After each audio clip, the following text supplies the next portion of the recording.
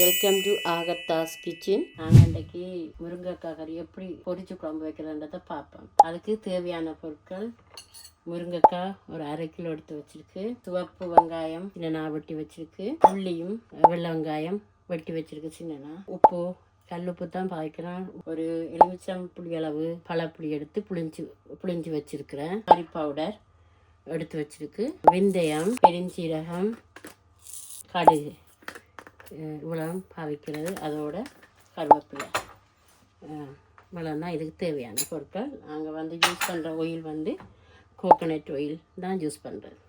அடுப்பை ஒன் பண்ணி நான் இந்த மண் சட்டியை வச்சு இதில் சூடு ஆகின பிறகு இந்த கோகோனட் ஆயிலில் போட போகிறேன்.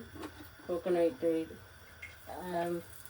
கரைஞ்சி வந்தோடனே அதுக்குள்ள முருங்கைக்காயை போட்டு பொடித்து எடுத்துட்டு அப்புறம் எப்படி செய்கிறன்றதை சொல்கிறேன். இப்போ இந்த முருங்கைக்காய் இந்த நல்லா பொரிஞ்சு கொண்டு வருது. இதுக்குள்ள கொஞ்சம் உப்பும் வெங்காயம் மிளகாயெல்லாம் போட்டு இதுக்குள்ள அப்படியே பொரிக்க வேணும். நான் இந்த வெங்காயம் பட்டினு ஒரு அளவாக ஒரு 2 வெங்காயத்தின் அளவு போட வேணும். இதுக்குள்ள நான் போடுறேன்.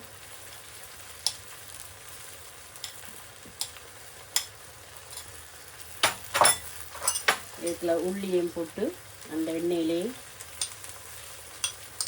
பொடிஞ்சு வர்றது மாதிரி இது போகணும். அதுக்குள்ள கருவேப்பிலை ஏற்கனவே கழுவி வச்சுருக்கிறேன், அதையும் இதுக்குள்ள போடுறேன். இது பொரிஞ்சு கொண்டு வரைக்க நம்ம வெந்தயம், கடுகு, பெருஞ்சீரகம் எல்லாத்தையும் இதுக்குள்ள போட்டு அதோடு சேர்த்து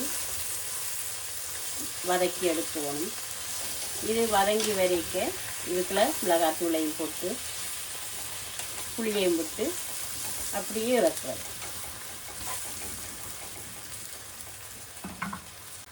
இப்போ இந்த முருங்கைக்காய் நல்லா பிரண்டு வந்திருக்கு. இதை நீங்கள் அடுப்பை ஒரு சிம்மில் வச்சு ஒரு 2 நிமிஷத்தால் இறக்கலாம். அது மட்டும் இந்த அடுப்பை அப்படி இருக்கா மூடி விட்டிங்கன்னா முருங்கைக்காய் கறி ரெடி. 2 நிமிஷம் நான் அடுப்பை சிம்மில் விட்டுட்டேன். நல்லா பிரண்டு வந்துட்டு இப்போ எப்படி இருக்குது கறின்றதை பார்ப்போம். இப்போ பாருங்கள், கறி நல்லா வற்றி நல்ல பிரண்டு வந்திருக்கு. இப்படியே நீங்கள் எடுத்து சாப்பிடலாம். முருங்கைக்காய் கறி ரெடி. பிடிச்சா உங்களுக்கு லைக் பண்ணுங்கள், ஷேர் பண்ணுங்கள், சப்ஸ்கிரைப் பண்ணுங்கள். ஆகத்தா கிச்சன். நன்றி.